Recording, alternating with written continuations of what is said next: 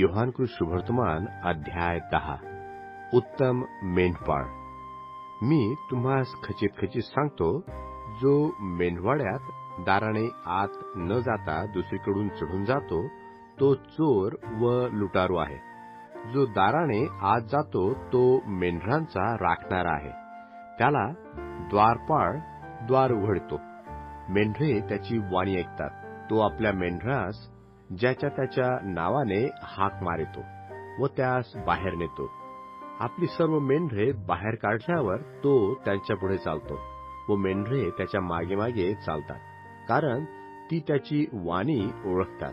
ती परक्यांच्या मागे जाणार नाहीत, तर त्याचपासून पळतील, कारण ती परक्यांची वाणी ओळखीत नाहीत.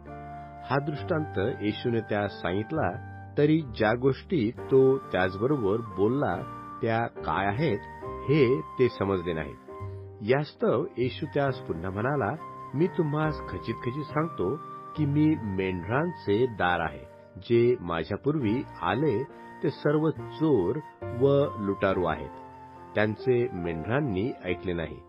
मी दार आहे. माझ्याद्वारे कोणी आत जाईल तर त्याला तारण प्राप्ती होईल.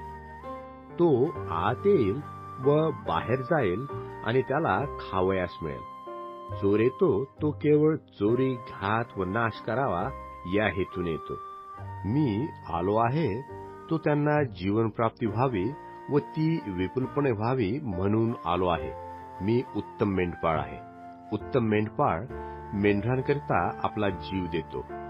जो मेंढपाळ नव्हे व ज्याची स्वतःची मेंढरे नव्हेत, असा मोलकरी लांडगा येताना पाहून मेंढरे सोडून पळून जातो आणि लांडगा त्यावर झडप घालून त्यांची दानादान करतो. मोलकरी पळून जातो, कारण तो मोलकरीच आहे. त्याला मेंढरांची काळजी नाही.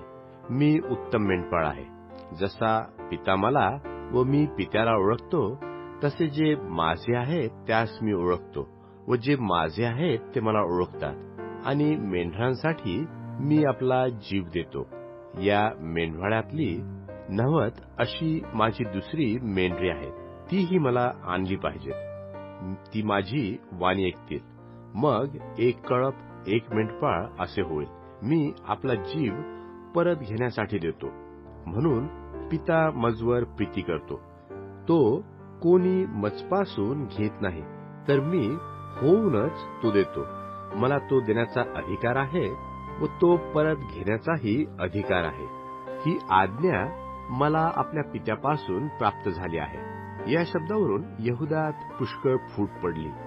त्यांच्यातील पुष्कळ जण म्हणाले, त्याला भूत लागले आहे व तो वेडा आहे. त्याचे तुम्ही का ऐकता? दुसरे म्हणाले, ही वचने भूतग्रस्तांची नव्हत. भूताला आंधळ्याचे डोळे उघडता येतात काय? पुन्हा स्थापनाच्या सणाच्या वेळी येशू. पुन्हा स्थापनाच्या सणाच्या वेळी येशू. यरुशलेमात पुन्हा स्थापनाचा सण असून हिवाळा होता आणि येशू मंदिरामध्ये शलमोनाच्या देवडीत फिरत होता. तेव्हा यहुद्यांनी त्याला गराडा घालून म्हटले, तू कोठवर आमचा जीव संशयात ठेवतोस? तू ख्रिस्त असलास तर आम्हास उघड सांग. येशूने त्यास उत्तर दिले, मी तुम्हाला सांगितले तरी तुम्ही विश्वास धरीत नाही. जी कृत्ये मी आपल्या पित्याच्या नामाने करतो ती मजूशी साक्ष देतात. तुम्ही विश्वास धरीत नाही, कारण तुम्ही माझ्या मेंढरातले नाही. माझी मेंढरे माझी वाणी ऐकतात. मी त्यास ओळखतो व ती माझ्या मागे येतात. मी त्यास सार्वकालिक जीवन देतो. त्यांचा कधीही नाश होणार नाही आणि कोणी त्यास माझ्या हातातून हिसकून घेणार नाही. ज्याने ती मला दिली तो माझा पिता सर्वाहून मोठा आहे आणि पित्याच्या हातातून त्यास कोणाच्याने हिसकून घेवत नाही. मी आणि पिता एक आहोत. यहुद्यांनी दाखविलेले शत्रुत्व. तेव्हा यहुद्यांनी त्याला दगडमार करावयास पुन्हा दगड उचलले. येशूने त्यास म्हटले, मी पित्याची पुष्कळशी चांगली कृत्ये तुम्हास दाखविली आहेत. त्यातून कोणत्या कृत्यामुळे तुम्ही मला दगडमार करता? यहुद्यांनी त्याला उत्तर दिले, चांगल्या कृत्यासाठी आम्ही तुला दगडमार करीत नाही, तर दुर्भाषणासाठी, तू मानव असून स्वतःला देव म्हणतोस यासाठी. येशूने त्यास म्हटले, तुम्ही देव आहात असे मी म्हणालो हे तुमच्या शास्त्रात लिहिले नाही का?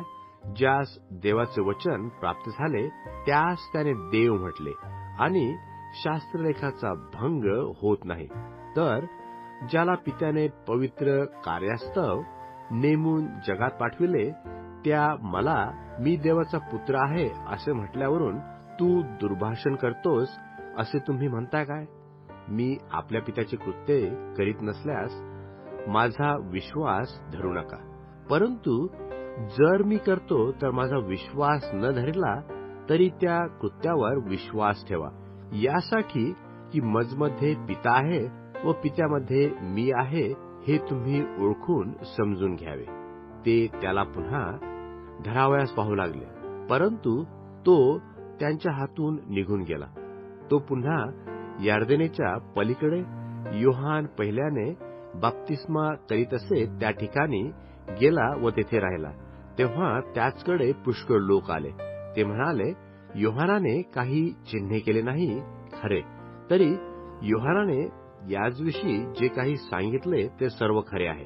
तेथे पुष्कळ लोकांनी त्याचवर विश्वास ठेवला.